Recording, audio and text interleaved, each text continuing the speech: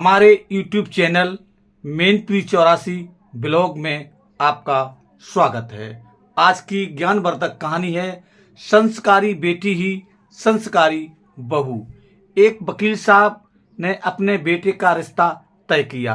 कुछ दिनों बाद वकील साहब होने वाले समधी के घर गए तो देखा कि होने वाली समधन खाना बना रही थी। सभी बच्चे और होने वाली बहू टीवी देख रहे थे। वकील साहब ने चाय पी कुशल जाना और चल दिए। एक माह बाद वकील साहब समधी जी के घर फिर गए। देखा भाभी समधिन जी झाड़ू लगा रही थी, बच्चे पढ़ रहे थे और होने वाली बहू सो रही थी। वकील साहब ने खाना खाया और चल दिए। कुछ दिन बाद वकील साहब किसी काम से फिर होने वाले समधी समधिन के घर गई। घर में जाकर देखा होने वाली समधिन बर्तन साफ कर रही थी, बच्चे टीवी देख रहे थे और होने वाली बहू खुद के हाथों में नेल पेंट लगा रही थी। वकील साहब ने घर आकर गहन सोच विचार कर लड़की वालों के यहाँ खबर भिजवाई, खबर पहुंचाई कि हमें ये रिश्ता मंजूर नहीं है। कारण पूछने पर वकील साहब ने कहा कि मैं होने वाले समधी के घर 3 बार गया, तीनों बार सिर्फ समधिन ही घर के कामकाज में व्यस्त थी, काम कर रही थी दिखी।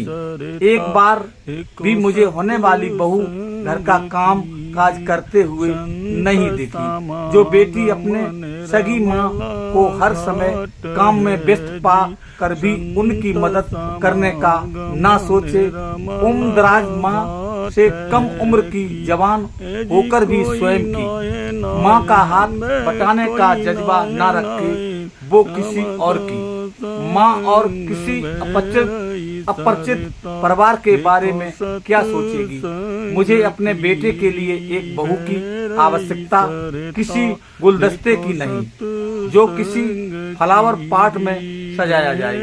इसलिए सभी माता पिता को चाहिए कि वे इन छोटी छोटी बातों पर अवश्य ध्यान दें। बेटी कितनी भी प्यारी क्यों न हो, उससे घर का काम काज अवश्य कराना चाहिए।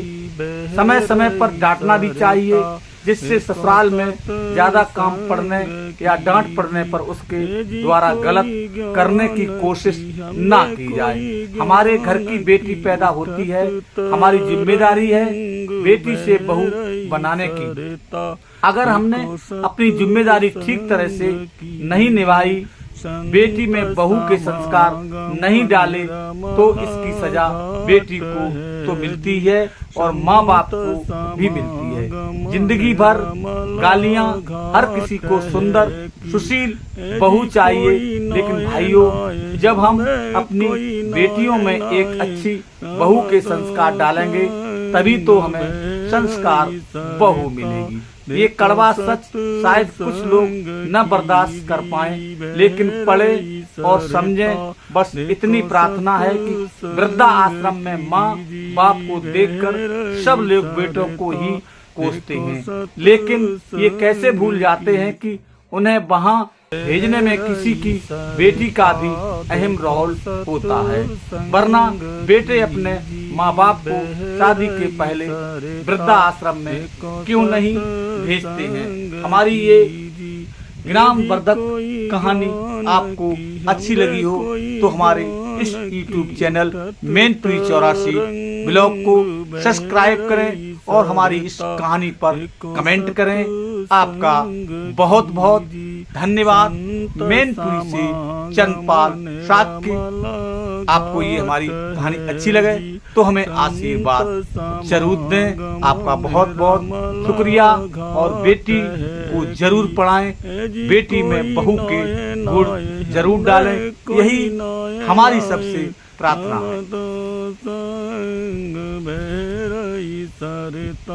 देखो सत्संग कीजी बहरई सरता, देखो सत्संग कीजी बहरई सरता, देखो सत्संग की।